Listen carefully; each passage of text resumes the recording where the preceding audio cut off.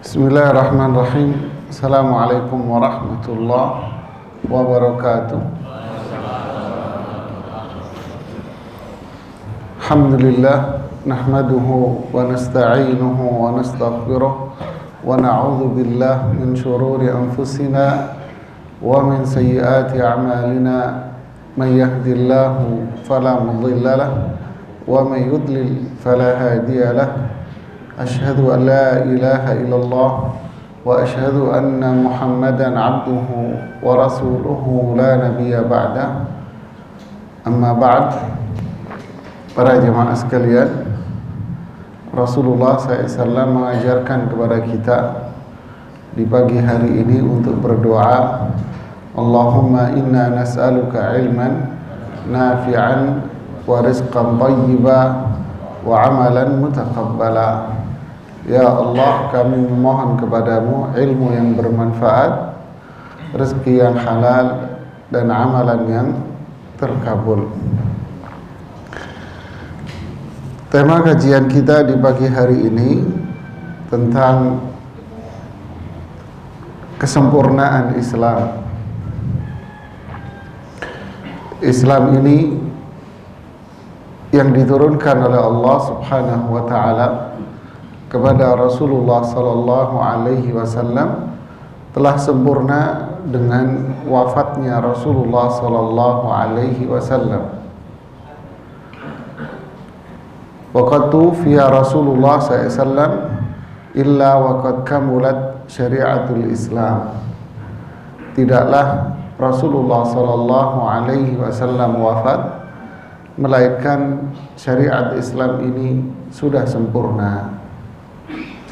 Ketika ayat Al-Quran itu turun, yaitu surat An-Nasr, idza jaa nasrullahi wal fath wa ra'aitan nasa yadkhuluna fi dinillahi afwaja fasabbih bihamdi rabbika wastaghfirhu innahu kana tawwaba. Ayat ini, idza jaa nasrullah, ketika pertolongan Allah dan kota Makkah itu sudah dikuasai kembali oleh Rasulullah SAW, oleh syariat yang mengajarkan ketauhidan kepada kita, dan semua orang sudah masuk Islam. Tidak ada satu orang pun yang ada di Makkah, Madinah, Hijaz, melainkan mereka semua sudah masuk Islam secara berbondong-bondong. Abdullah bin Abbas mengatakan ketika ayat ini turun, ketika surat ini turun, menandakan bahwa ajal Rasulullah sallallahu alaihi wasallam itu sudah dekat, yang bertanda bahwa tugas Rasulullah sallallahu alaihi wasallam sudah selesai. Berarti syariat Islam pun sudah sempurna. Semua orang yang ada di Jazirah Arab, yang di Makkah, Madinah, Yaman, mereka semua sudah masuk Islam. Sudah sempurnalah dakwah ini, dan sudah sempurna halal dan haram. Tinggal generasi setelahnya melanjutkan estafet dakwah, menyebarkan Islam dan mengajarkan syariat Islam yang telah sempurna ini.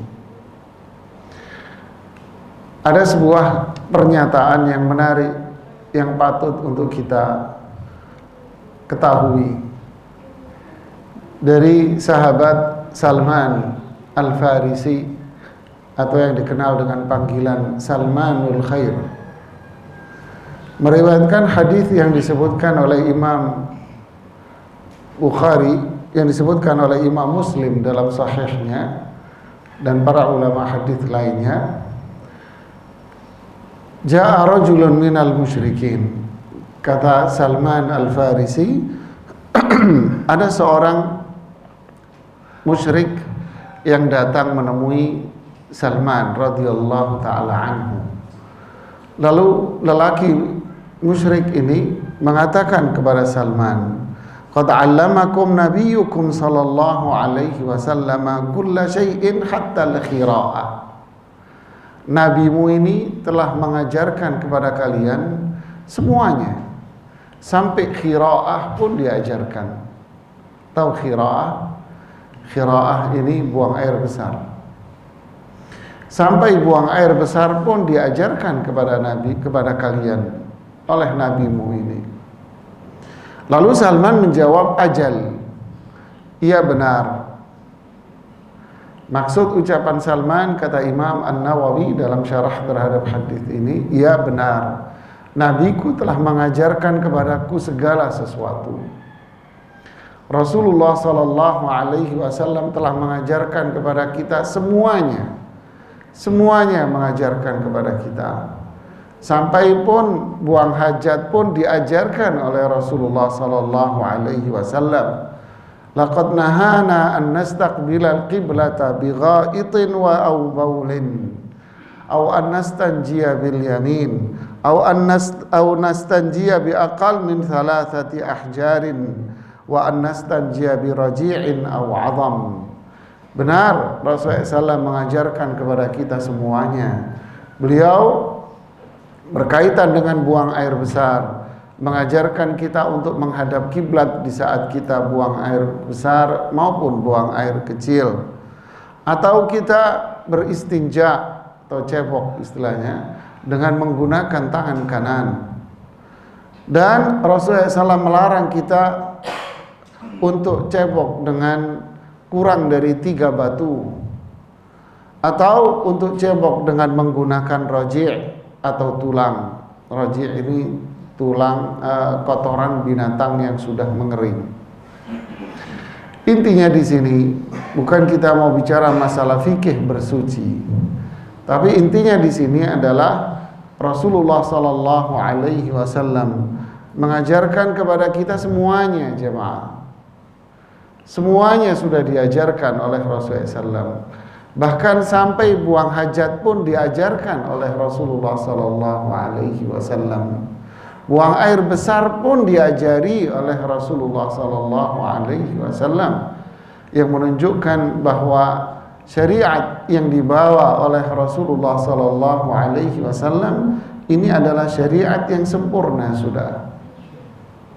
Bayangkan, sampai buang hajat pun diajarkan oleh Rasulullah SAW.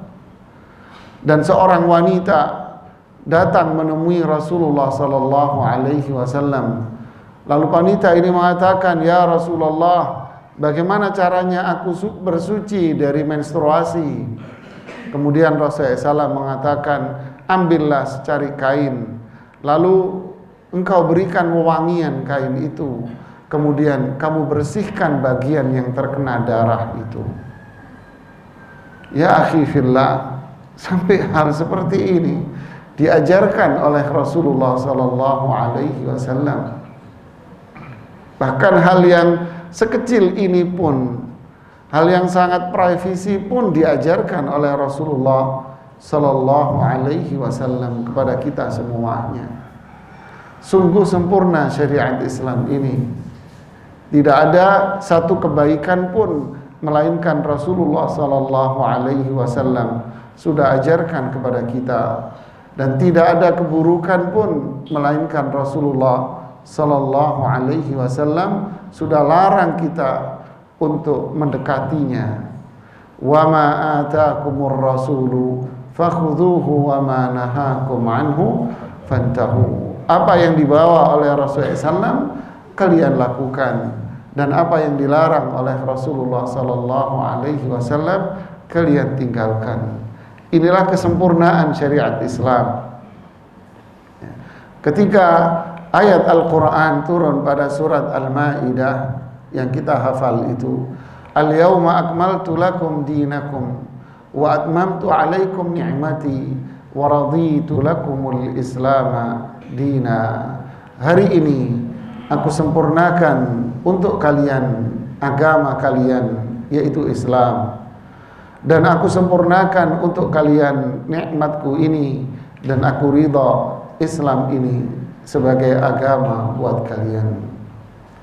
Ada beberapa kejadian yang dicatat oleh para ulama berkaitan dengan ayat ini dan berkaitan dengan turunnya ayat ini. Subhanallah jemaah, ada seorang Yahudi yang datang menemui Umar ibn al-Khattab, di mana Yahudi ini mengatakan kepada beliau, "Ya Umar ibn al-Khattab, innahu qad nazalat alaikum suratun law nazalat alaina ma'syaral yahud laja'alna laha 'ida." Allahu akbar. Wahai Umar ibn al-Khattab, telah turun kepada kalian sebuah surat. Andai surat ini turun kepada kami, kami akan jadikan hari di mana turunnya surat itu adalah hari lebaran. Setiap tahunnya kami akan rayakan. Umar bin Khattab menjawab, "Ajal, iya benar, telah turun kepada kami sebuah ayat yang mulia. Dan kami tahu kapan ayat itu turun, dan kami tahu di mana ayat itu turun. Yang dimaksud adalah al-yauma akmaltu lakum dinakum." Ketika ayat ini turun, dibacakan oleh Rasulullah sallallahu alaihi wasallam, salah satu istri Rasulullah sallallahu alaihi wasallam mengatakan, "Demi Allah, ayat ini turun, Rasulullah SAW tak mampu menahannya, sehingga onta beliau pun tak mampu menahan begitu beratnya ayat ini turun pada diri Rasulullah sallallahu alaihi wasallam. Onta beliau pun akhirnya duduk karena tak mampu menahannya, dan tubuh Rasulullah sallallahu alaihi wasallam pun merasa dingin, panas dingin istilah kita. Lalu kami pun membawakan burdah. Burdah itu kain panjang, lalu kami selimutkan pada tubuh Rasulullah sallallahu alaihi wasallam.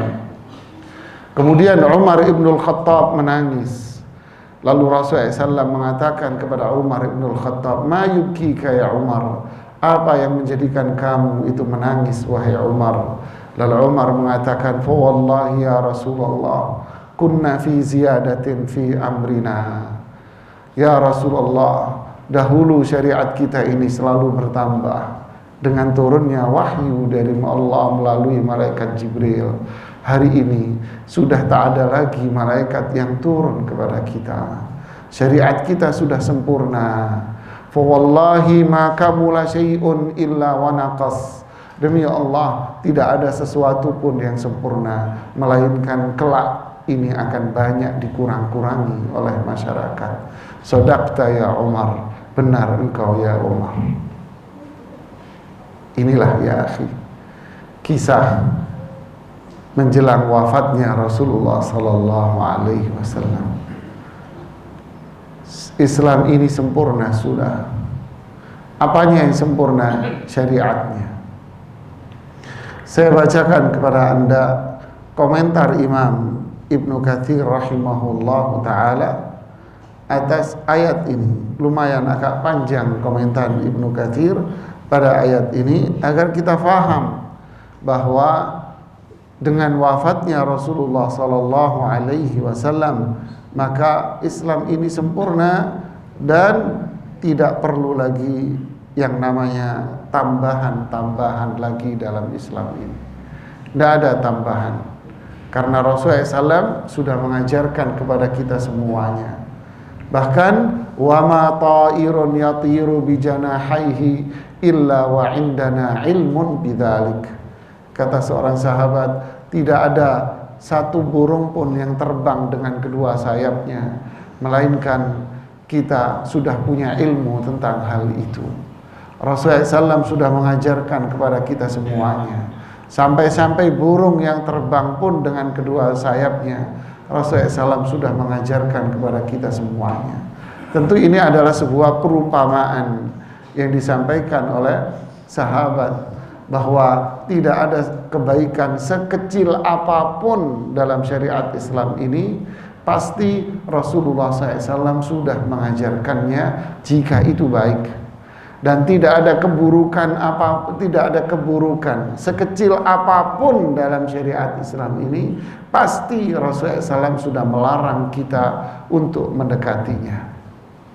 Sehingga tidak ada tambahan apapun dalam syariat Islam ini dan tidak boleh dikurangi sedikit pun. Lihat komentar Imam Ibnu Katsir pada ayat Al-Yauma akmaltu lakum dinakum. Subhanallah, beliau mengatakan apa? Hada akbar ni'amillah.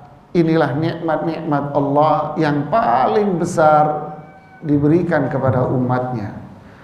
Apa itu? Kesempurnaan Islam. Ini adalah nikmat yang paling besar. Haitsu akmala ta'ala lahum dinahum, di mana Allah telah menyempurnakan agama mereka untuk mereka. Fala yahtajuna ila dinin ghairi. Perhatikan ini yang pertama. Apa yang dimaksud dengan kesempurnaan Islam?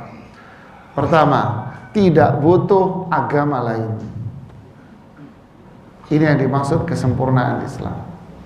Ya, kita tidak butuh agama lain. Kita hanya butuh yang namanya Islam saja. Yang lain tidak ada. Tanamkan itu pada diri kita. Wala ila nabiyyin ghairi nabiyyihim. Yang kedua, kita enggak butuh nabi lain. Nabi kita yang terakhir hanyalah Rasulullah sallallahu alaihi wasallam. Artinya kalau ada orang mengatakan ada selain Islam agama yang benar, ini adalah kebohongan dan kebatilan. Ini adalah kekufuran. Kalau ada orang yang mengatakan bahwa semua agama itu benar, maka ini kebatilan dan kemurtadan jamaah. Ini murtad. Kalau ada yang mengatakan ada selain Islam yang lebih baik, maka ini adalah murtad, keluar dari Islam. Karena tidak ada agama kecuali Islam. Inna dina indallahil Islam. Wa raditu lakumul Islam dina. Inna dina indallahil Islam. Wa may yabtaghi ghairal islami dinan falan yuqbala minhu. Agama yang diridhai hanyalah Islam yang diturunkan kepada Rasulullah sallallahu alaihi wasallam. Allah sudah ridha dengan Islam ini. Siapa yang mencari agama selain dari Islam, maka dia akan tertolak. Tidak ada agama kecuali hanya Islam saja. Kebenaran hanya ada pada Islam saja. Kebenaran hanya ada pada Rasulullah sallallahu alaihi wasallam dan apa yang dibawa oleh Rasulullah sallallahu alaihi wasallam saja jemaah. Lau kana Musa hayyan lama wasi'ahu illa tibai. Andai Musa itu hidup di zaman saya, maka Musa tidak boleh mengajarkan syariatnya. Musa wajib mengamalkan dan mengajarkan syariatku dan tuntunanku. Inilah jemaah. Perhatikan kesempurnaan Islam ada. Yang pertama, tidak ada agama kecuali Islam. Tidak ada nabi kecuali Rasulullah sallallahu alaihi wasallam. Walihada ja'alahu Allahu khatamal anbiya. Kata Imam Ibnu Katsir, untuk itu Allah jadikan Rasulullah SAW itu penutup para nabi semuanya. Allah utus Rasulullah SAW kepada manusia sebagaimana Allah utus Rasulullah sallallahu alaihi wasallam kepada jin. Makanya turun cerita bagaimana masuk Islamnya jin itu pada surat Al-Jin. Sampai ada satu surat khusus disebut dengan surat Al-Jin. Qul uhiya ilayya annahu istama'a nafarun minal jin faqalu inna sami'na qur'anan ajaba yahdi ila rusydi fa'amanna bih walan nusyrika bi rabbina ahada, dan seterusnya. Lihat jemaah, katakan wahai Rasulullah SAW, barusan sekelompok jin telah mendengarkan bacaan Al-Quran yang engkau lantunkan. Lantas jin-jin itu mengatakan, sungguh kami telah mendengar bacaan-bacaan yang sangat menakjubkan. Kami pun beriman dengan apa yang terkandung di dalamnya. Mulai hari ini kami bangsa jin tidak akan berbuat syirik sama sekali. Allahu Akbar. Inilah Rasulullah sallallahu alaihi wasallam, bahwa tidak ada agama kecuali Islam, tidak ada nabi kecuali Rasulullah SAW. Yang ketiga apa? Bahwa Rasulullah SAW diutus kepada manusia dan diutus pula kepada bangsa jin semuanya. Kemudian fala halala illa ma ahallahu wala harama illa ma harramahu. Yang keempat, tidak ada yang namanya halal kecuali apa yang dihalalkan oleh Rasulullah SAW. Tidak ada yang haram kecuali apa yang diharamkan oleh Rasulullah sallallahu alaihi wasallam. Wala dina illa ma syara'ahu. Tidak ada satu amalan pun kecuali apa yang disyariatkan oleh Rasulullah sallallahu alaihi wasallam. Ini yang keempat, jemaah. Tidak ada halal kecuali apa yang dihalalkan oleh Rasulullah SAW. Tidak ada yang haram kecuali apa yang diharamkan oleh Rasulullah SAW. Tidak ada amalan kecuali apa yang disyariatkan oleh Rasulullah SAW. Inilah kesempurnaan Islam. Al-halalu bayyinun wal haramu bayyin. Yang halal itu sudah jelas, kaedah-kaedahnya, ketentuan-ketentuannya, semuanya sudah dijelaskan di dalam syariat Islam. Jelas, semua jelas. Al-haramu bayyin, yang haram itu pun jelas. Semua sudah dijelaskan kaedah-kaedahnya dan ketentuan-ketentuannya dalam syariat Islam. Semuanya jelas dalam syariat ini, jemaah. Kalau kita tidak tahu, ketidaktahuan kita bukan berarti itu tidak ada. Tapi ketidaktahuan kita menuntut kita untuk belajar. Faham tidak kalimat terakhir? Ketidaktahuan kita bukan berarti itu tidak ada. Faham? Masyarakat kita menganggap ketidaktahuan dia itu menganggap itu apa? Tidak ada. Sehingga mendorong dia untuk berkreasi. Ya kan? Ketidaktahuan masyarakat menganggap itu tidak ada, mendorong dia untuk berkreasi. Ini bukan urusan dunia, ini urusan syariat halal haram. Ya, tidak ada amalan apapun kecuali semuanya sudah ada tuntunannya dan petunjuknya dari Rasulullah sallallahu alaihi wasallam. Ini Islam sempurna, jemaah. Hafalkan kaidah-kaidah ini. Ya, yang keempat tadi, tidak ada yang halal kecuali yang dihalalkan oleh Rasulullah SAW. Tidak ada yang haram kecuali apa yang diharamkan oleh Rasulullah SAW. Tidak ada perbuatan apapun kecuali sudah ada tuntunannya. Tidak boleh orang bikin halal sendiri, tidak boleh orang bikin haram sendiri, tidak boleh orang membuat amalan dan perbuatan sendiri, enggak boleh. Wa kullu syai'in akhbara bihi fahuwa haqqun wa sidqun. Semua yang diberitakan oleh Rasulullah SAW kepada kita itu benar. Ini yang kelima. Semua yang diajarkan Rasulullah SAW kepada kita, yang tadi itu halal, haram, tuntunan, perbuatan, semua itu adalah syariat yang benar. Wa anzalna ilaika dzikra litubayyina lin-nasi ma nuzzila ilaihim. Kami turunkan kepadamu wahai Muhammad adz-dzikra, yaitu Al-Qur'an, litubayyina lin-nasi ma nuzzila ilaihim, agar engkau jelaskan kepada masyarakat apa saja yang sudah diturunkan kepada mereka. Wa ma yantiqu 'anil hawa in huwa illa wahyun yuha. Apa yang sudah disampaikan oleh Rasulullah SAW, yang dijelaskan Rasulullah SAW kepada kita, itu semua adalah wahyu dari Allah Subhanahu wa ta'ala. Maka kewajiban kita apa? Wa ma kana qaulal mu'minina idza du'u ila Allahi wa rasulihi an yaqulu sami'na wa ata'na.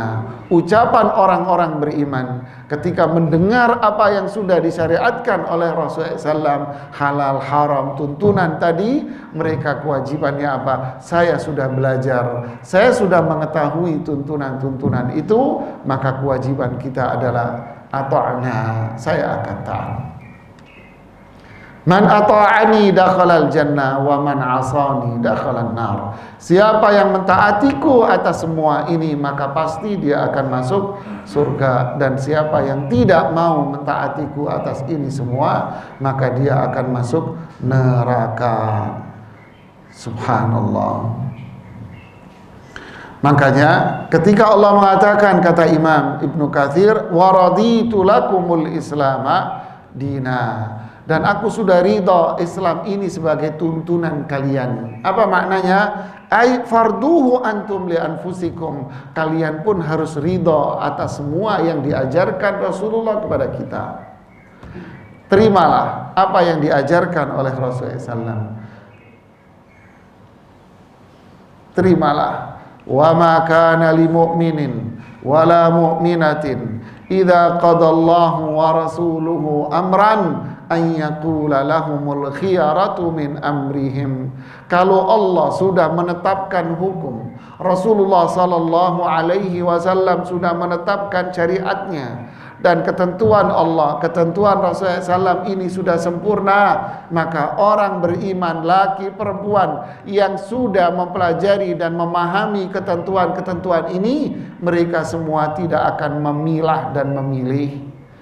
Mereka akan mentaatinya. Oh, ini nggak cocok sama akal saya. Oh, ini nggak sesuai. Ah, kayaknya nggak begitu. Ah, masa begitu. Ah, nggak logis. Dulu bapak-bapak saya nggak begini. Ah, kamu baru anak kemarin sore ngajarin kita orang tua-tua. Ah, baru lulus Iqra aja lo sudah belajar ngajarin orang tua-tua. Sok tahu kamu, ah, dan sebagainya dan sebagainya. Ini bukan sifat orang beriman. Ketika kita berhadapan dengan Al-Quran dan tuntunan Rasulullah SAW, maka kewajiban kita apa? Istaslamna, kami serahkan semuanya hanya sama Allah dan Rasulnya. Sudah. Inilah syariat Islam, jemaah, dan inilah sikap kita. Jangan membantah apapun yang diajarkan Allah dan Rasulnya. Jangan ngotak-ngatik apapun yang diajarkan oleh Allah dan Rasulnya dengan kecerdasan kita. Ketika akal kita berbenturan dengan apa yang diajarkan oleh Allah dan Rasulnya, maka yang salah adalah akal kita, bukan syariatnya. Lau kana ad-dinu bir-ra'yi lakana mashu asfalal khuffi aula min a'la. Andai agama ini kita hitung dengan akal kita, maka mengusap sepatu itu harusnya bukan atasnya, tapi mengusap sepatu itu harusnya mananya? Bawahnya. Tapi Rasulullah SAW menyuruh kita untuk mengusap sepatu bagian atasnya. Andai agama ini pakai akal, wudhu itu harusnya bukan dengan muka kita, tapi pantat kita yang harus dicuci harusnya, jemaah. Karena yang kentut itu pantat kita, bukan muka kita, jemaah.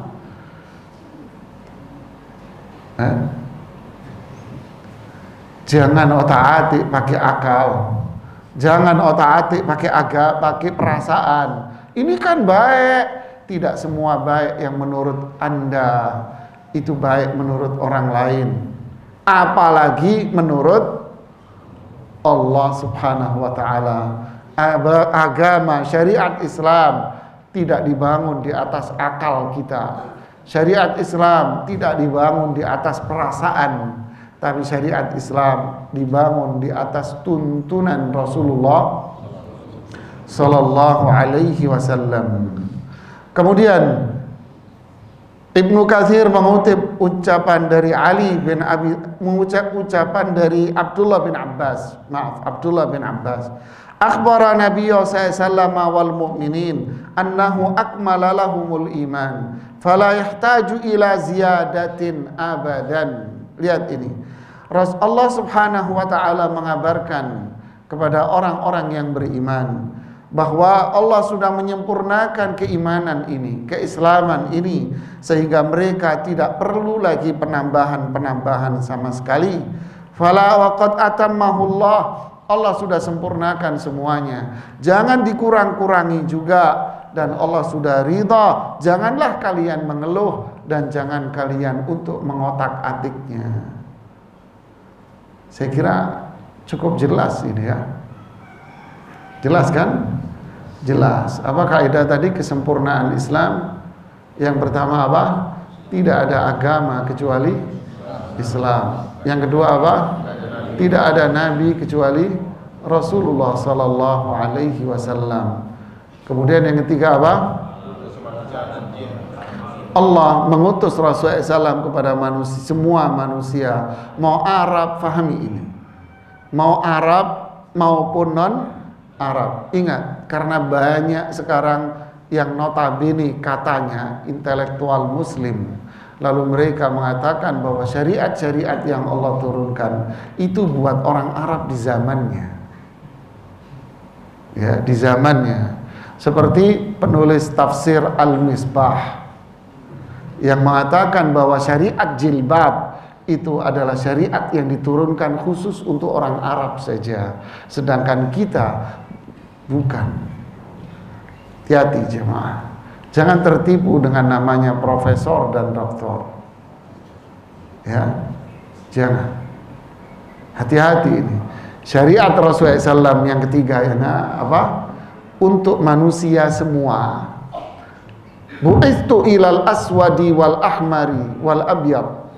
Kata Rasulullah SAW apa? Saya diutus oleh Allah kepada manusia yang berkulit bule.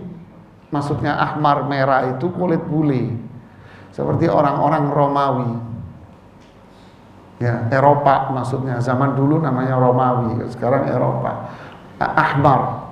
Seperti sahabat siapa? Suhaib bin Sinan Ar-Rumi.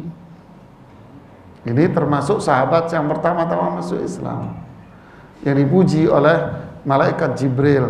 Rabi halbi', sungguh dagangannya Suhaib Ar-Rumi, dagangan yang beruntung, kata Allah Subhanahu wa ta'ala. Ini cerita panjang lah tentang Suhaib. Salman Al-Khair, yang disebut dengan Salman Khair, Salman Farisi, Persia, kulit putih. Ya, kulit merah ini masih. Yang kulit putih siapa? Yang kulit putih Rasulullah sallallahu alaihi wasallam. Penduduk Makkah itu kulit putih jemaah. Rasulullah SAW putih, Abu Bakar putih. Semua mereka ini putih, sahabat-sahabat ini kulitnya. Dan juga Allah diutus kepada yang berkulit hitam. Siapa berkulit hitam? Bilal bin Rabah. Berkulit hitam. Semuanya. Bilal bin Rabah bukan Arab. Suhaib Ar-Rumi bukan Arab. Salman Al-Farisi bukan Arab. Persia. Yang ini Persia, Asia. Persia itu Asia. Kalau Persia sekarang itu paruh-paruh. Paruh masuk Irak, paruh masuk Kuwait, ya. Kemudian kekuasaan Persia berkembang sampai ke Asia Tengah. Ini sedikit melenceng ya bicara sejarah, sampai ke Asia Tengah. Asia Tengah itu dulu negara-negara yang di bawah jajahan Rusia, yang ujungnya tan itu. Nah, itu dulu di bawah kekuasaan Persia yang menyebar ke arah sana. Kemudian ditaklukkan semua itu di zaman khilafahnya Umar Ibnul Khattab. Ya. Ya. Jadi ini Islam. Jadi Islam ini bukan hanya pada Arab saja, tetapi kepada semua yang namanya manusia dan semua yang namanya jin. Nah, ini yang ketiga. Rasulullah SAW diutus kepada manusia dan jin. Yang keempat apa? Tidak ada yang halal kecuali yang dihalalkan oleh Rasulullah. Tidak ada yang haram kecuali yang diharamkan oleh Rasulullah. Tidak ada perbuatan kecuali yang sudah diajarkan oleh Rasulullah SAW. Yang kelima apa?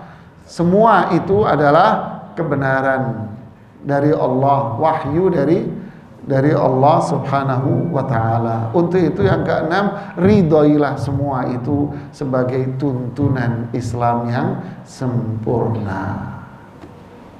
Sehingga endingnya apa, kesimpulannya, jangan ditambah-tambahi. Cukup paham kan?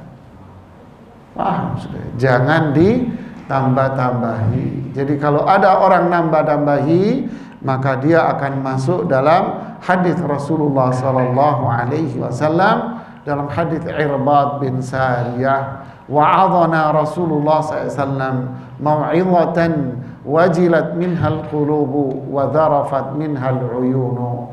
Pernah suatu hari Rasulullah SAW menasehati kita dengan nasihat-nasihat yang membuat kita ini takut.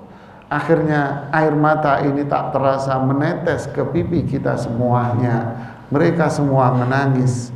Kemudian para sahabat mengatakan, fa'ausina ya Rasulullah, nasihati kami terus, nasihati kami terus.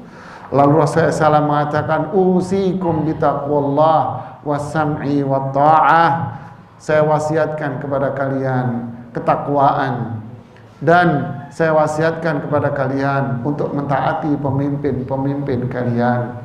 Wa in ta'ammara 'alaikum 'abdun habasyi, walaupun yang menjadi pemimpin di antara kalian itu seorang budak yang berkulit hitam kelam, tetap kalian wajib mentaati dia. Wa innahu may ya'ish minkum fasayara ikhtilafan katsira. Sungguh orang yang hidup nanti setelah saya akan mendapati banyak sekali perselisihan. Fa'alaikum bisunnati. Apa solusi dari perselisihan itu? Wajib kalian kembali kepada tuntunanku. Nah, wajib kalian kembali kepada tuntunanku. Yaitu tadi apa? 6 kaidah tadi kesempurnaan Islam. Wajib kalian kembali kepada tuntunanku dan sunnahnya para khulafa rasyidin, sahabat-sahabatku yang hidup di zaman Abu Bakar, Umar, Utsman dan Ali. Inilah apa yang mereka lakukan, itu adalah bagian dari petunjukku. Jangan sekali-kali kalian menganggap apa yang diperbuat oleh Abu Bakar Siddiq, apa yang diperbuat oleh Umar Ibnul Khattab, Utsman, Ali, itu adalah sesuatu yang baru dalam syariat Islam. Bukan. Apa yang diperbuat oleh Abu Bakar, Umar, Utsman, Ali radhiyallahu anhum, itu adalah bagian dari syariat saya, bagian dari tuntunan saya yang sudah mendapatkan legalisasi hukum yang sah dari Allah Subhanahu wa taala. Addu 'alaiha bin nawajid. Kamu pegangi erat-erat tuntunanku dan sahabat ini dengan baik, jangan dilepas. Wa iyyakum wa muhdatsatil umur. Hindarilah atas diri kalian perkara-perkara yang baru, ibadah-ibadah yang baru. Fa inna kulla bid'atin dhalalah. Karena semua yang baru itu namanya bid'ah yang sesat. Akhirnya mengkerucut ke sini. Jangan ditambahin. Yang tambahan itu namanya bid'ah. Kalau sudah jadi bid'ah akan menjadi kesesatan. Sesat itu ujungnya ke neraka. Finish sudah jemaah. Dalam hal apa? Man amila amalan laisa alaihi amruna fahuwa radd. Siapa yang melakukan satu amalan laisa alaihi amruna, yang tidak ada dalam syariatku. Nah, kembali kepada kaidah-kaidah tadi. Ya, yang tidak ada dalam perintahku, yang tidak ada dalam syariatku, maka apa yang dia perbuat itu akan jadi pepesan kosong. Itu semua akan ditolak. Dalam kaitan apa? Dalam kaitan ibadah kepada Allah, bukan dalam kaitan duniawi. Jangan akhirnya mengatakan, loh Ustadz, kalau semua yang baru itu bid'ah, berarti mikrofon ini bid'ah, berarti kamera ini bid'ah, berarti gelas ini bid'ah. Ya, apalagi ceramah dikasih warna hijau-hijau, gitu ya. Jadi buat pemanis, jadi kayak makanan gitu ada kasih apa, sayur hijau biar kelihatan manis gitu sama panitia, masya Allah gitu ya. Nah, apakah ini berarti bid'ah Anda? Karena zaman Nabi kalau ceramah nggak ada jusnya jemaah. Kan ceramahnya nggak ada jusnya gitu. Terus Anda juga bid'ah. Apa itu? Ada habis pengajian minum kahwa wasyai. Ya, nggak ada habis pengajian zaman Rasulullah SAW minum kopi dan minum teh, nggak ada. Ya, kan? Apa ini bid'ah semuanya?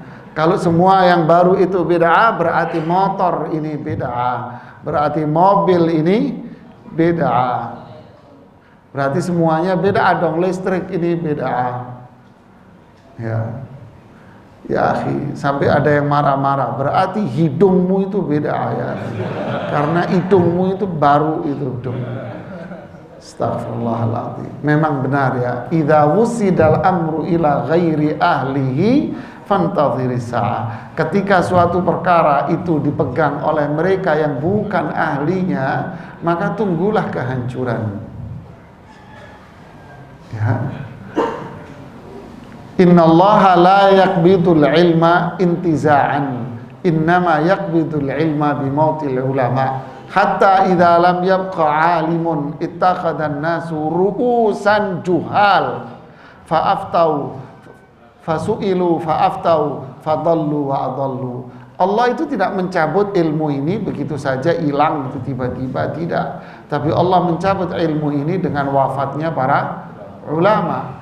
Akhirnya ketika para ulama yang faham tentang Quran, faham tentang hadis, faham tentang petunjuk Rasulullah SAW, faham tentang petunjuk para sahabat, sudah tak ada lagi, maka yang diangkat adalah ru'usan, yang diangkat adalah tokoh-tokoh bahlul, yang diangkat adalah apa? Tokoh-tokoh bahlul, ru'usan juhal. Lalu mereka ditanya, lalu mereka berfatwa, sehingga mereka sesat dan menyesatkan. Itulah yang tersekarang. Ya. Jadi yang diangkat sekarang apa? Tokoh. Bahkan sekarang hanya modal doktor sudah dianggap sebagai intelektual muslim. Wah, uniknya mereka-mereka yang duduk di komisi-komisi fatwa, banyak dari mereka itu hanya apa? Mantan XX, daripada nganggur ya setelah pensiunan, mending duduk di sini sibuk. Fa inna lillahi wa inna ilaihi raji'un. Ilmu ndak faham, kaidah syar'i nggak faham, akhirnya berfatwa, mengeluarkan fatwa. Akhirnya apa? Berpijak pada akal, logika, dan perasaan. Karena mereka tak tahu dalil. Mereka malu untuk mengatakan sebetulnya saya ini nggak paham. Malu dia, egonya dia itu muncul. Nah, disinilah yang akhirnya rusaknya syariat Islam. Budayawan ngomentari tentang sunnah Nabi. Yang ngomong hidungmu itu kan beda kan dia. Ini beda, ini beda, ini ya akhi. Akhirnya semua bicara tentang ini. Hanya modal Pak Haji terus bicara.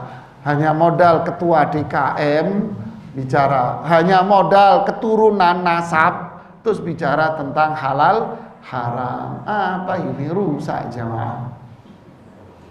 Ya, rusak jemaah. Jadi yang dimaksud bid'ah di sini bukan berkaitan dengan perkara-perkara duniawi, tapi bid'ah di sini adalah perkara tentang hubungan kita dengan Allah Subhanahu wa taala, yaitu masalah apa? Ibadah. Oh, makasih, Masya Allah. Hubungan kita dengan Allah. Apa dalilnya? Saya kasih Anda beberapa dalil. Pertama, ketika Rasulullah Sallallahu Alaihi Wasallam berhasil menaklukkan wilayah Khaybar. Anda tahu Khaybar? Khaybar itu sebelah utara dari kota Madinah. Dahulu Khaybar ini pusat perkebunan kurma, ya, pusat industri penghasil kurma. Dan Khaybar itu dikuasai oleh kaum Yahudi. Khaybar dikuasai oleh orang Yahudi. Pada tahun ke-7 wilayah Khaybar ini, Yahudi ini dikuasai seutuhnya oleh Rasulullah Sallallahu Alaihi Wasallam. Kemudian Rasulullah SAW mengatakan kepada para sahabat, mulai hari ini kurma-kurma ini jangan dilakukan talqih. Tahu talqih? Pengawinan antara induk induk pohon kurma betina dengan induk pohon kurma jantan jangan dikawinkan. Sudahlah, karena ini sabda perintah Rasulullah SAW, maka sahabat ata'na, taat. Sudah 1 tahun, ya Rasulullah, kurmanya nggak berbuah. Wahai Rasulullah, kurmanya nggak berbuah. Lalu Rasulullah SAW bersabda apa? Kalau gitu, untuk urusan begini-beginian, kalian saja yang lebih tahu, urus sendiri ya. Tuh. Rasulullah tidak ikut campur urusan dunia. Deh, saya salah berarti, ngakui Rasulullah SAW itu urusan kalian atur. Dalil yang kedua, Rasulullah SAW tidak pernah mengatur sahabat untuk pergi ke masjid. Yang diperintahkan oleh Rasulullah SAW adalah perintah untuk pergi ke masjid, sholat berjamaah di masjid. Itu yang diperintahkan oleh Rasulullah SAW. Rasulullah SAW tidak memerintahkan mereka untuk pergi ke masjid menggunakan kendaraan tertentu, tidak. Kamu mau jalan kaki, mau kamu pakai kendaraan, kamu mau ini, terserah, itu urusan kamu. Saya cuma ngasih tahu saja bahwa kalau jalan kaki lebih afdal daripada naik kendaraan. Rasulullah tidak pernah memaksa sahabat untuk menggunakan kendaraan tertentu. Ya, begitu juga yang ketiga, dalam masalah jihad, Rasulullah SAW tidak menyuruh para sahabat untuk menggunakan kendaraan tertentu ketika berjihad, tidak. Tapi mereka yang jalan kaki pun gak punya kendaraan, akhirnya Rasulullah SAW memberikan kesempatan bagi mereka untuk berjihad. Bahkan yang gak punya kendaraan pun dikasih kesempatan untuk menaiki kendaraan. Berarti untuk urusan beginian Rasulullah SAW tidak mengatur. Yang keempat, Rasulullah SAW tidak pernah mengatur para sahabat tentang bentuk rumah mereka.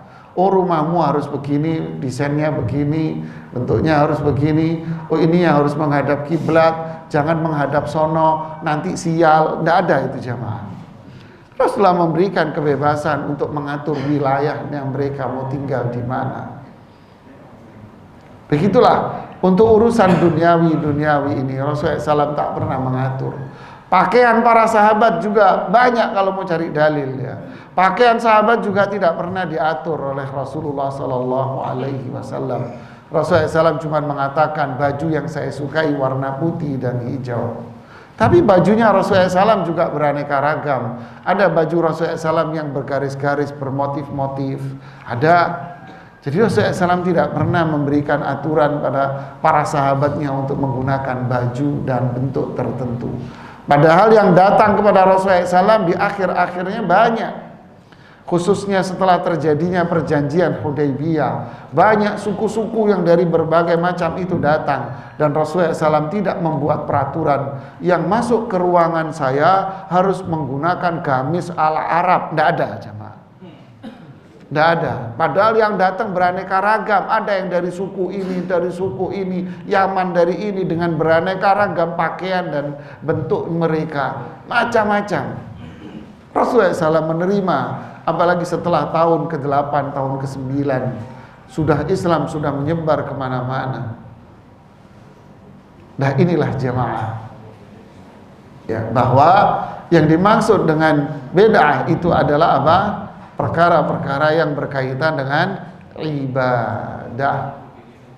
Satu lagi sebagai penutup, bahwa al-ibadah itu dibangun di atas prinsip dalil. Ibadah itu kaidahnya adalah haram. Al-aslu fil ibadati tahrimu. Kaidahnya yang ditetapkan oleh semua para ulama, bahwa kaidah utama dalam masalah ibadah itu haram. Illa ma dallat dalilu alai, kecuali ada dalil yang membolehkan baru kita kerjakan. Kalau tidak ada dalil yang membolehkan, berarti kembali kepada kaidah utamanya, yaitu apa? Haram. Fahami ini, saya ulangi lagi, dengarkan, jangan bicara. Kaidah utama dalam masalah ibadah, yaitu hubungan manusia dengan Allah, pada aslinya itu adalah haram. kecuali ada dalil yang membolehkan. Kalau ada dalil yang membolehkan, baru kita kerjakan. Kalau nggak ada dalilnya, berarti kembali kepada kaidah utama, yaitu apa? Haram. Berbeda dengan masalah muamalat.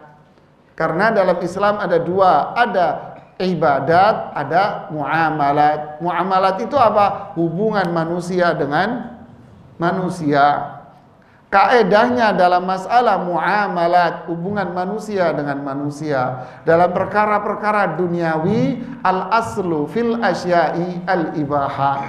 Pada hukum asli, pada semua perkara-perkara duniawi dan manusia dengan manusia ini, hukum aslinya adalah boleh, kecuali ada dalil yang mengharamkannya. Sama atau bertolak belakang? Bertolak belakang. Urusan ibadah antara kita dengan Allah pada aslinya apa? Haram, kecuali ada dalil yang boleh. Tapi kalau urusan duniawi manusia dengan manusia pada aslinya apa? Boleh. Ustadz, saya mau dagang ini, model dagang gini, saya mau gini, mau saya gini, terserah. Yang penting kamu jalan pakai kaki, jangan pakai kepala. Kan gitu kan? Terserah ente mau dagang apa, yang penting jangan jual bakso babi, jangan, jamaah. Jangan jual apa babi guling, jangan, jamaah. Jangan makan babi. Kenapa? Karena ada dalil yang haram. Jangan jualan minuman keras, jangan menjual sesuatu yang mengandung unsur psikotropika. Jangan bertransaksi sesuatu yang ada unsur riba, karena ada dalilnya. Selain itu bebas kamu mau dagang. Halal. Paham? Jadi kalau ada orang mengatakan, apa dalilnya kalau maulidan itu haram?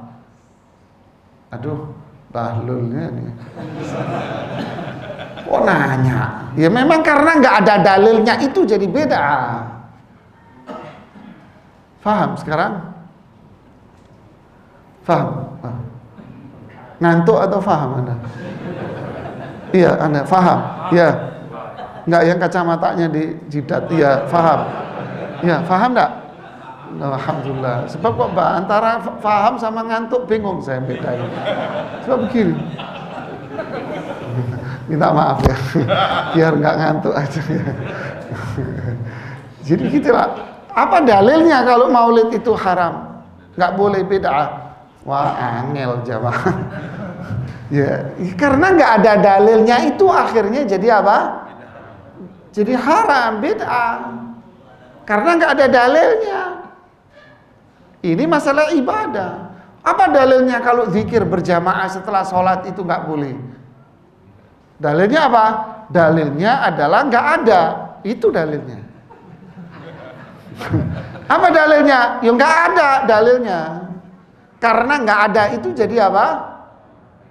Jadi haram, jadi beda karena nggak ada. Apa dalilnya kalau tahlilan itu nggak ada, nggak haram beda? Karena nggak ada. Loh berarti mobil itu beda juga dong. Nah, kembali masuk ke ranah kaidah yang kedua. Apa? Itu terserah, itu halal. Memang ngomong sama orang jahil ini angel jemaah ya. Wah angel, diputer-puter. Wah Anda ini susah ngomong sopit. Walah malah kita yang ditutup-tutup. Ya wis lah sing waras. Faham? Fahami kaidah ini. Ya, inilah yang ditetapkan oleh para ulama. Jadi tidak ada yang namanya bid'ah hasanah, tidak ada. Lalu mereka berdalil itu Abu Bakar As-Siddiq mengumpulkan Al-Quran. Lah itu Abu Bakar As-Siddiq melakukan ini itu. Umar bin Khattab melakukan salat tarawih berjamaah. Utsman bin Affan juga melakukan menulis kembali Al-Quran. Ya akhi, Anda menuduh para sahabat berbuat bid'ah. Kalau ngomong yang benar, ente menuduh para sahabat ini membuat syariat yang baru. Akhi, haram alaik.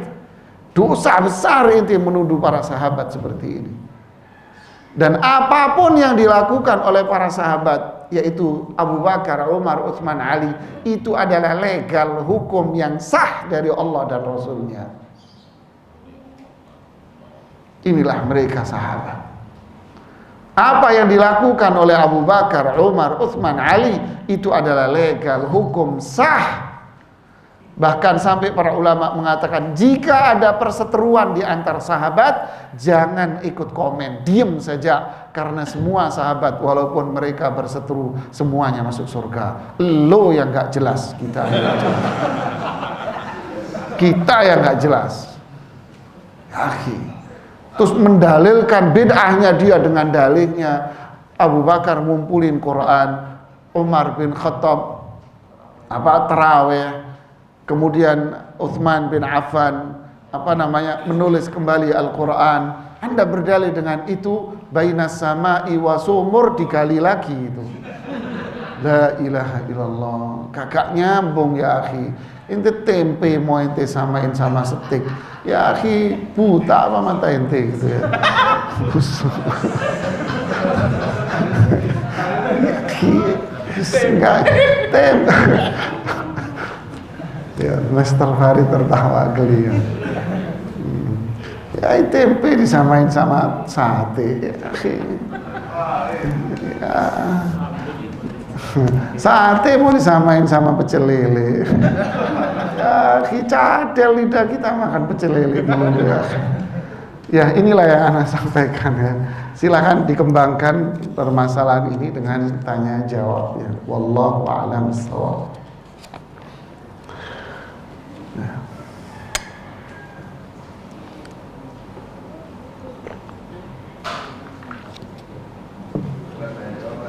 Ada pertanyaan dulu ini yang nulis ini. Bagaimana menyikapi orang yang sudah dinasihati bahwa agama ini sudah sempurna dan tak perlu ditambahi, yang tak ada tuntunan dari Rasulullah SAW, maka tinggalkan, tapi mereka tetap kekeh bahwa hal itu baik. Pertama, nasihati dia. Ya.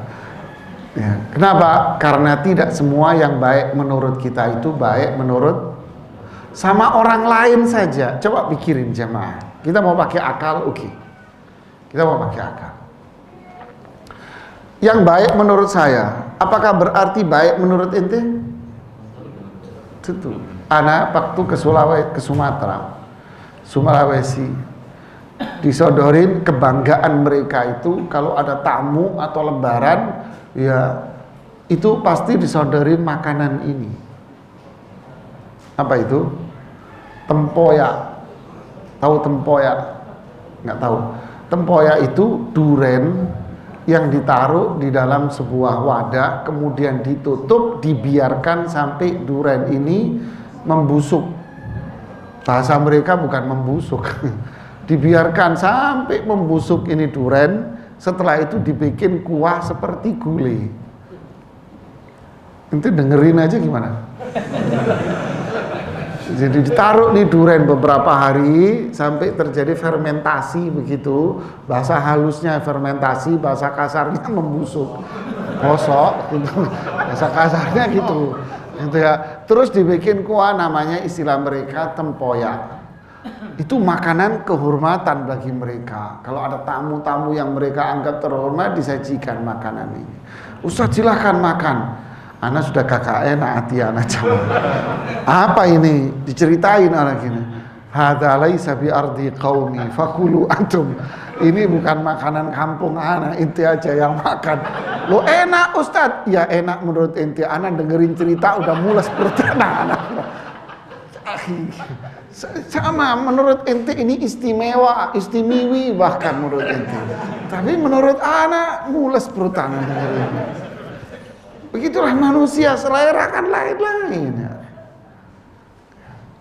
Ini aja dengan manusia, dengan dia bisa. Yang baik menurut saya belum tentu baik menurut Anda. Apalagi menurut Allah Subhanahu wa ta'ala. Loh, yang menciptakan surga neraka siapa? Allah. Yang berhak memasukkan si fulan ke surga, si fulan berhak masuk ke surga, si fulan berhak masuk ke surga, si fulan layak masuk neraka, siapa? Allah. Berarti Allah pula yang menentukan amalan-amalan mana yang menjadikan dia masuk surga, amalan-amalan apa yang menjadi pembuka pintu surga, dan Allah pula yang menentukan amalan-amalan apa yang menjadikan pelakunya masuk neraka. Bukan ente yang bikin.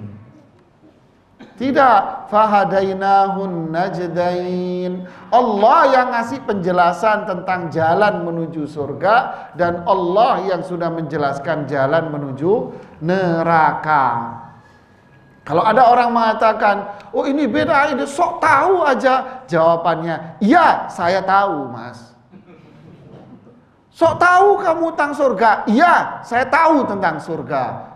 Kenapa? Karena itulah tujuan Allah mengutus Rasulullah sallallahu alaihi wasallam.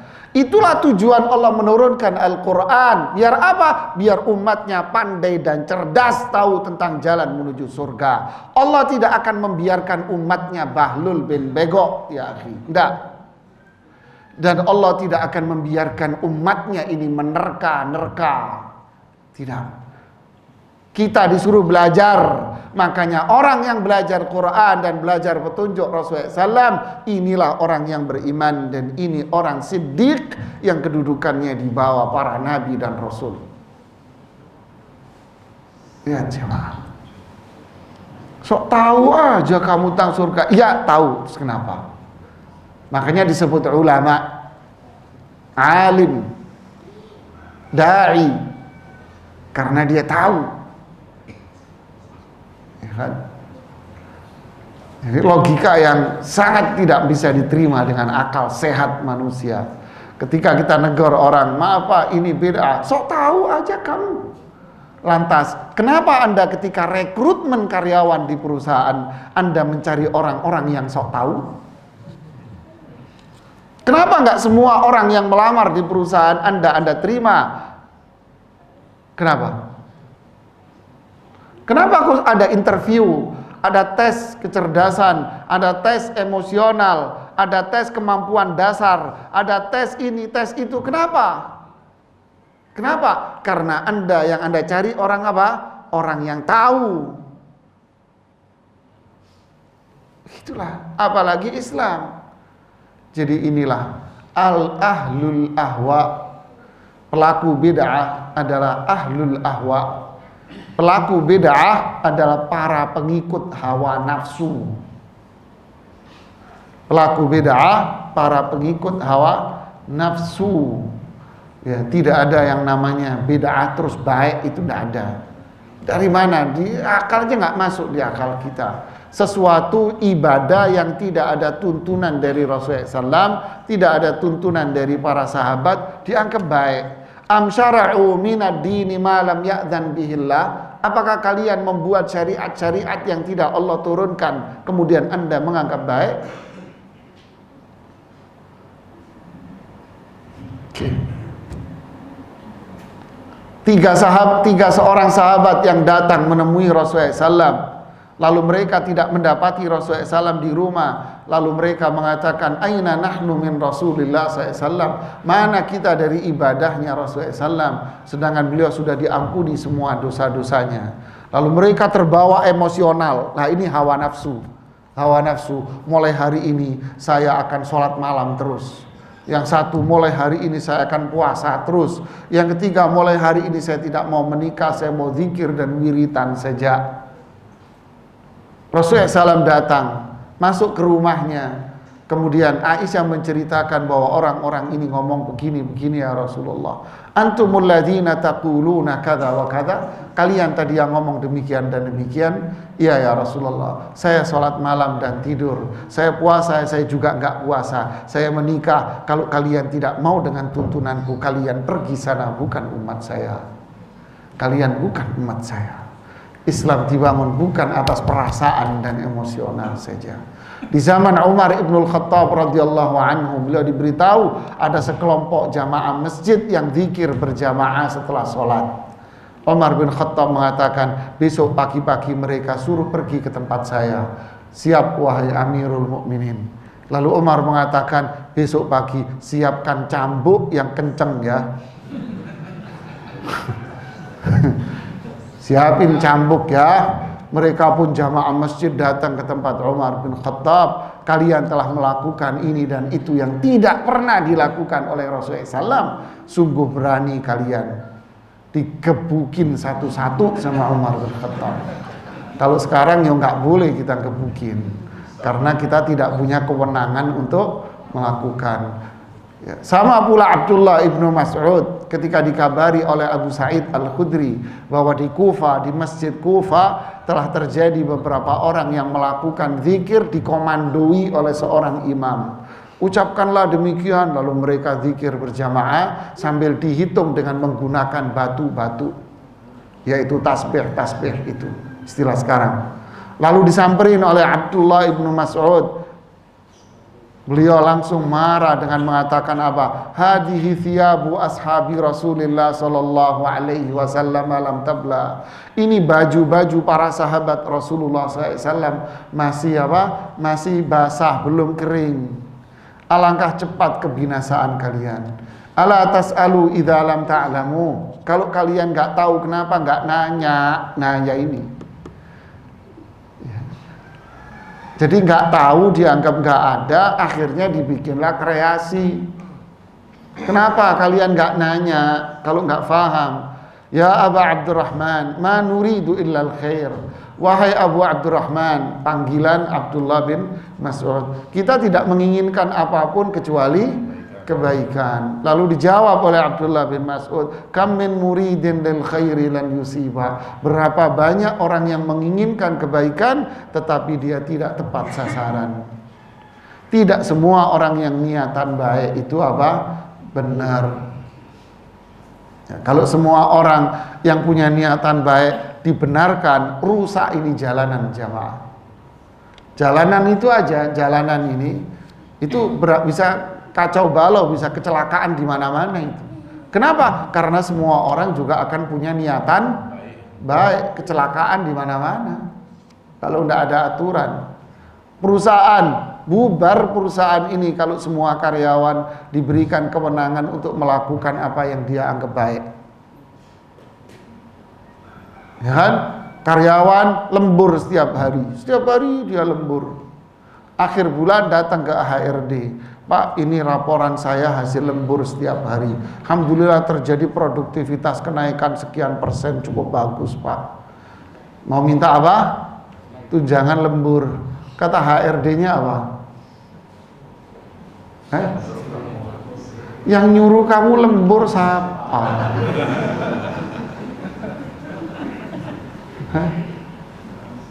Yang nyuruh kamu lembur siapa? Lele. Kalau yang HRD-nya orang Surabaya, jawabnya apa? Perusahaan ini mbahmu. Kalau orang Surabaya, kalau orang Bali ngomongnya apa? Enggak tahu kan. Kalau orang Betawi lebih dahsyat lagi ngomongnya, enggak usah lah. Subhanallah. Terus dikasih apa kira-kira sama HRD ini orang? Dikasih surat. Surat apa? Pecat. Ya enaknya itu. Dan terus begitu pula kita masyarakat ibadah. Kon ini baik. Emang kamu apa yang berhak masukin surga? Balik lagi nanti sok tahu kamu. Nah nanti ngomongnya begitu. Jawabannya apa? Tahu memang, saya tahu, saya belajar kok. Makanya ada Quran, ada hadis, ada para ulama. Jadi kewajiban kita apa? Nasehatin saja. Tidak perlu dicela, dicaci, dicibir, dimaki-maki, nggak perlu. Cukup kita nasehati dengan kelembutan. Mau alhamdulillah, nggak mau ya kita doakan semoga Allah memberikan hidayah kepada dia. Ada lagi yang mau tanya? Farid mau nanya tempe rumahnya. Ya silakan. Tadi disampaikan di hadis pertama, ketika terjadi percakapan antara Rasulullah SAW dengan Sayyidina Umar,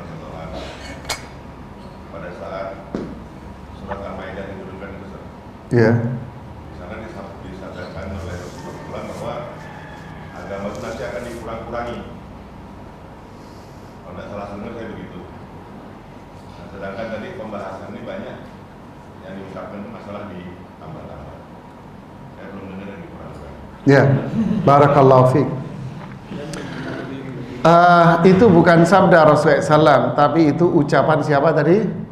Umar bin Khattab, tapi yang dibenarkan oleh Rasulullah SAW. Jadi nanti di akhir zaman ini ada banyak penambahan dan banyak pengurangan, banyak bid'ah-bid'ah dan banyak syariat Islam yang dibuang. Dua hal ini akan berjalan sinergi. 2 in 1. Ya. Dua hal ini akan berjalan berkesinambungan bareng jemaah. Orang yang membuat bid'ah pasti dia akan mengurangi. Pasti. Para ulama salaf mengatakan man ahdatsa bid'atan faqad amata sunnah. Siapa yang menghidupkan satu bid'ah berarti dia mengurangi tuntunan Rasulullah SAW. Contoh, siapa yang membuat bid'ah baru tentang apa? Contoh sederhana umpama zikir berjamaah setelah sholat. Berarti dia membuang tuntunan Rasulullah dan membuang firman Allah dan sabda Rasulullah SAW. Apa itu? Ud'u rabbakum tadarruan wa khufyatan wa dunal jahri minal qaul. Berdoalah kalian, berzikirlah kalian apa?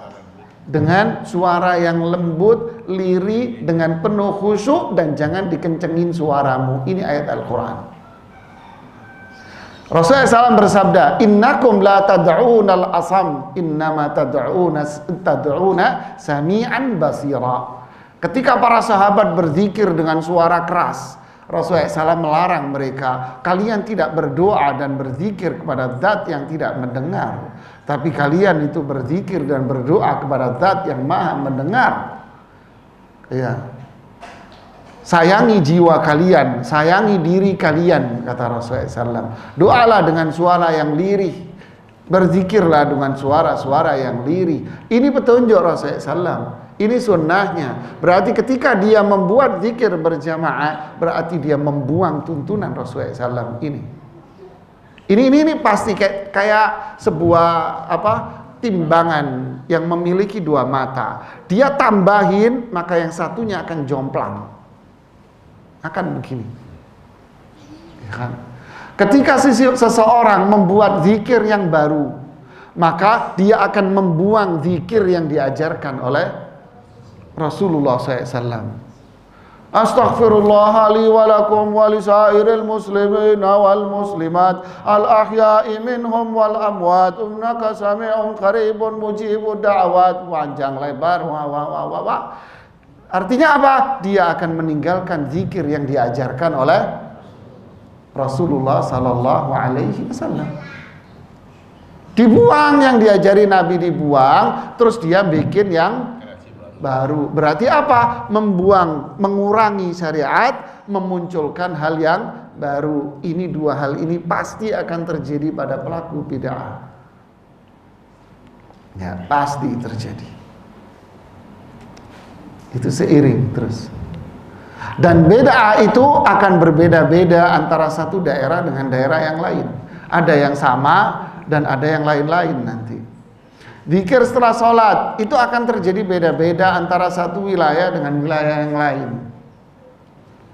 Ya, kalau di Jakarta banyak orang zikir habis sholat gini zikirnya. Assalamualaikum warahmatullah, assalamualaikum warahmatullah, wa qalu sami'na wa ata'na ghufra. Ini apa ini? Kok habis salam wa qalu? Siapa yang qalu siapa? Gak masuk di akal jemaah. Kok habis salam wa qalu? Siapa qalu ini siapa? Paham tidak? Qalu apa artinya? Mereka mengatakan, kok habis salam qalu? Assalamualaikum warahmatullah, assalamualaikum warahmatullah. Mereka mengatakan sami. Apa ini? Hubungannya apa? Tapi kalau Anda tegur, ingatkan, Anda yang dimaki-maki sama dia. Ada lagi, saya masuk lagi satu masjid daerah Bekasi Timur. Assalamualaikum warahmatullah. Assalamualaikum warahmatullah. Alam nashrah laka sadrak wa wada'na anka wizrak. Ada lagi. Astagfirullahaladzim. Mau sholat. Bismillahirrahmanirrahim. Qul a'udzu birabbin nas, malikin nas, ilahin nas, min syarri waswas. Ada lagi jemaah. Dan itu akan berkembang terus loh. Nambah-nambah. Contoh, habis ngaji, shadaqallahul azim. Dulu sampai segini. Nambah waktu, tambahin shadaqallahul azim wa sadaqa rasuluhul karim. Deh. Nambah lagi 10 tahun, nambah lagi itu. Shadaqallahul azim wa sadaqa rasuluhul karim wa ana dzalika minasyahidin. 10 tahun nambah lagi, wasyakirin walhamdulillahi rabbil alamin. Nambah terus jamaah. Itulah bid'ah.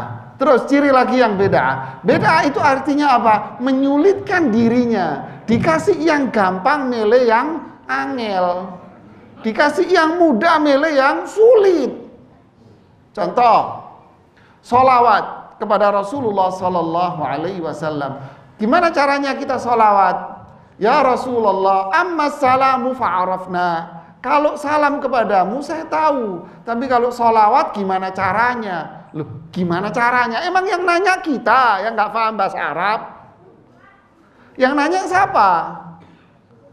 Para sahabat Arab, ashabul syair. Para pemilik syair-syair, jago-jago syair, bahkan mereka punya pasar namanya pasar Uqad.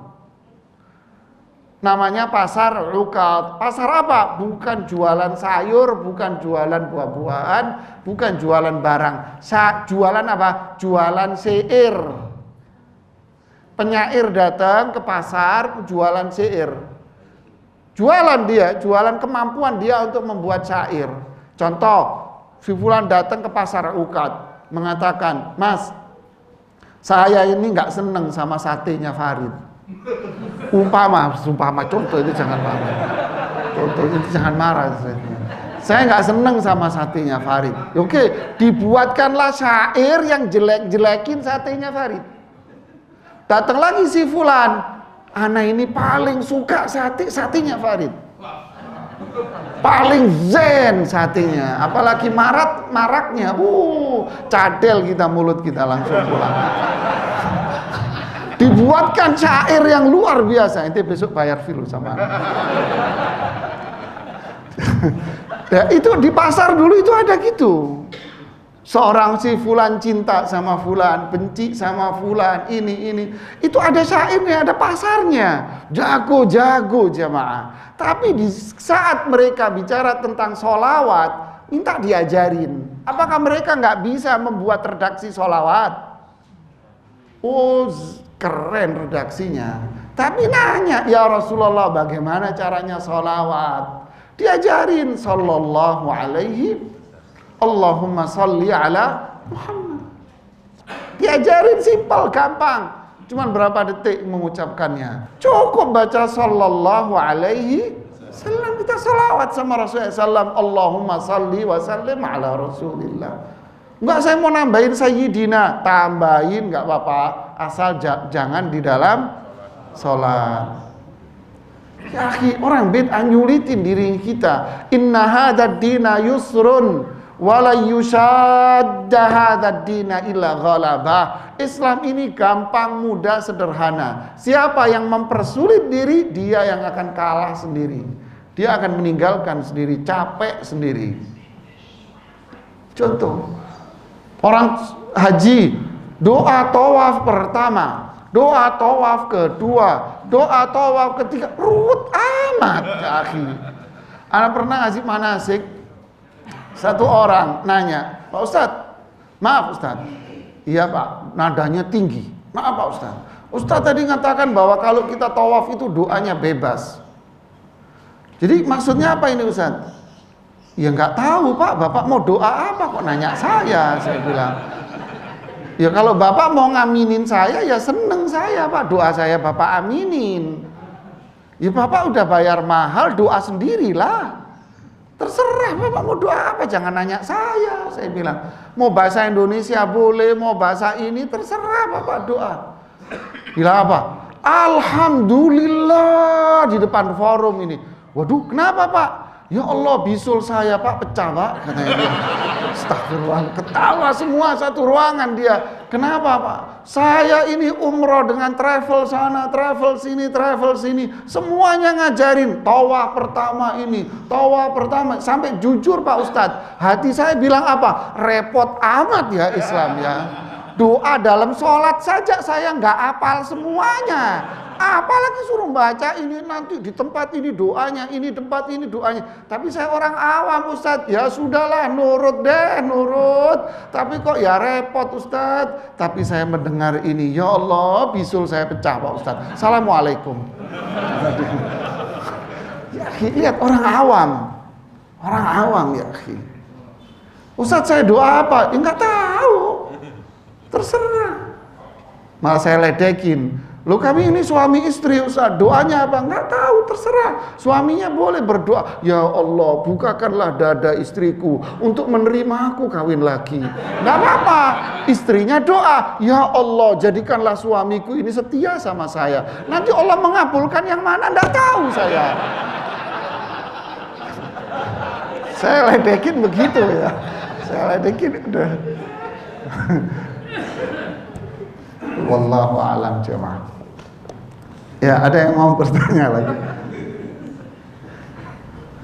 Jadi paham ya, setiap orang yang beda pasti dia akan mengurangi petunjuk Rasulullah SAW, itu mesti. Seperti layaknya, siapa orang yang bermaksiat pasti akan meninggalkan ketaatan.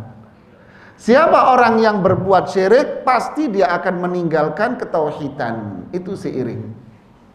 Ya orang maksiat, ya mesti dia akan meninggalkan ketaatan.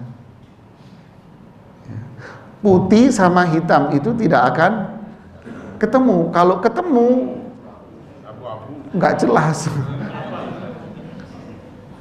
Ya, ada lagi yang mau bertanya?